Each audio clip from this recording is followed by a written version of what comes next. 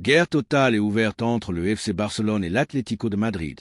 Le feuilleton le plus explosif de l'été vient d'entrer dans sa phase la plus critique et la plus irrespirable.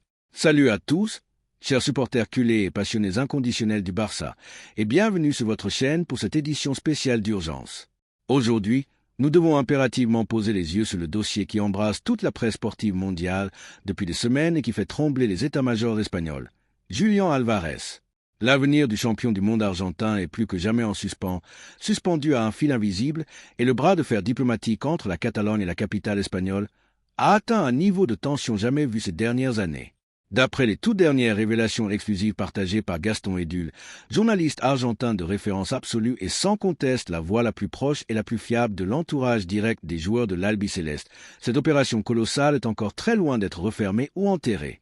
Alors qu'il ne reste désormais plus qu'une toute petite semaine avant que le rideau ne tombe définitivement sur cette fenêtre estivale des transferts, le FC Barcelone n'a pas dévié de sa trajectoire d'un seul millimètre. Joan Laporta, Deco et Hansi Flick continuent de considérer Julián Álvarez comme la priorité absolue, le joyau manquant et la clé de voûte indispensable pour propulser l'attaque blaugrana vers les sommets européens. Prenez 2 secondes pour vous installer confortablement. Lâchez dès maintenant un énorme pouce bleu pour soutenir la chaîne. Abonnez-vous et activez impérativement la cloche des notifications, car ce qui va suivre va vous prouver que les apparences sont parfois bien trompeuses sur le marché des transferts. C'est parti. De l'autre côté de l'échiquier, dans l'esprit du joueur, la situation est d'une limpidité désarmante. Julián Álvarez a les idées parfaitement arrêtées et son désir intime ne souffre d'aucune ambiguïté. Il veut porter la tunique blaugrana, il veut fouler la pelouse du Camp Nou et il veut s'inscrire au cœur du projet mené par Hansi Flick. Alors, face à une telle convergence de volonté entre un joueur d'élite et un club acheteur déterminé, qu'est-ce qui paralyse encore cette transaction historique? Quel est l'obstacle invisible qui bloque tout à quelques jours seulement de la clôture officielle du marché? Selon toutes les informations concordantes émanant directement des couloirs du football espagnol, le principal et unique verrou porte un nom et un prénom, Miguel Ángel Gil Marin. La direction de l'Atlético de Madrid serait sur le papier disposée à écouter des propositions financières pour son attaquant vedette, mais elle impose une clause tacite, un principe dogmatique et totalement infranchissable. Elle refuse catégoriquement et viscéralement de faciliter le moindre départ direct vers le FC Barcelone. En clair, le véritable blocage ne réside absolument pas dans les négociations salariales avec le joueur qui sont déjà virtuellement ficelées, ni même dans la capacité financière du Barça à formaliser une proposition de très haut vol. Le nœud gordien de toute cette affaire se trouve dans le veto d'orgueil de l'Atlético de Madrid, qui s'oppose formellement à l'idée de renforcer son rival direct dans la course au titre national et en Ligue des Champions. Cependant, alors que l'état-major Roger Blanco tente coûte que coûte d'afficher une façade d'autorité et une posture d'intransigeance totale, un paradoxe saisissant est en train d'éclater en plein jour sous les yeux du monde entier. Car pendant que les dirigeants madrilènes campent sur leur position, la propre afition de l'Atlético de Madrid est en train d'envoyer un message diamétralement opposé dans les tribunes du stade. Lors de la toute dernière rencontre disputée par les Colchoneros, un phénomène troublant a marqué les esprits. À chaque fois que le nom de Julián Álvarez a été prononcé par le speaker officiel ou relayé dans les coursives, une vague de sifflets et de murmures hostiles a immédiatement déferlé depuis les gradins.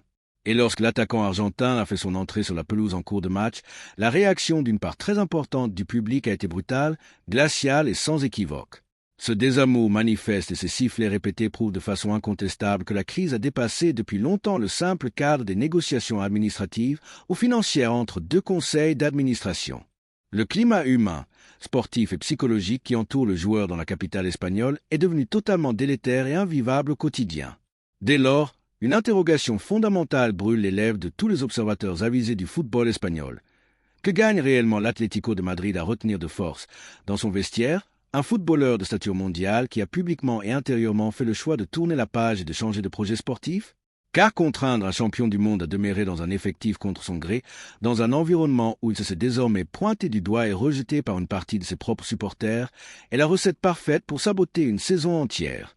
L'Atlético s'expose à devoir composer avec un joueur démotivé, coupé émotionnellement de la dynamique de groupe et dont le cas personnel parasitera la moindre conférence de presse et le moindre débriefing d'après-match.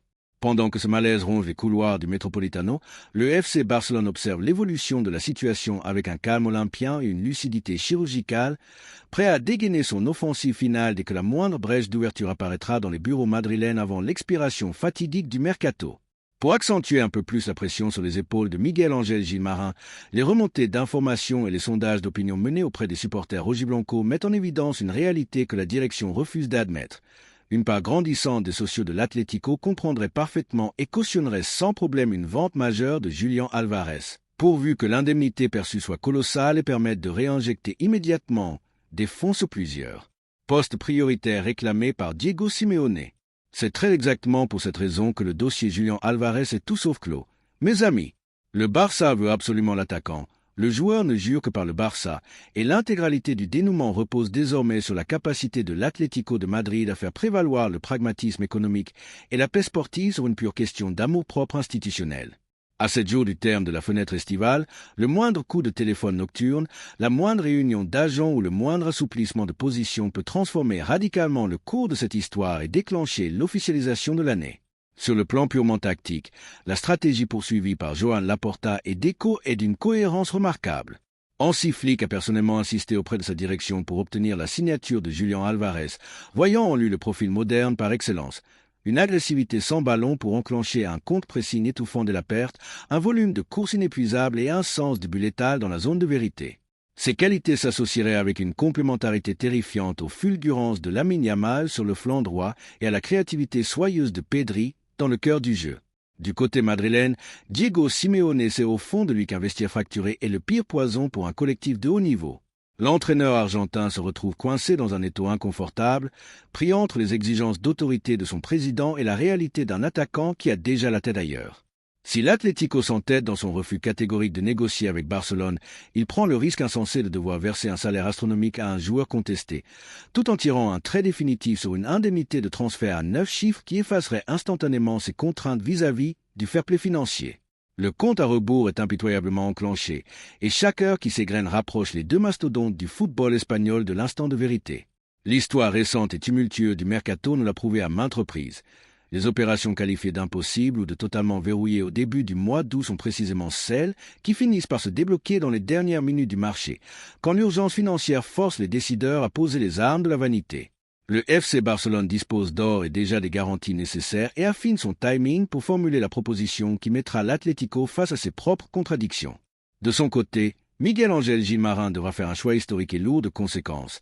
Accepter une manne financière majeure pour rebâtir son effectif sur des bassines ou s'enfermer dans un bras de fer suicidaire qui nuira autant à l'image du club qu'à la sérénité sportive de Diego Simeone.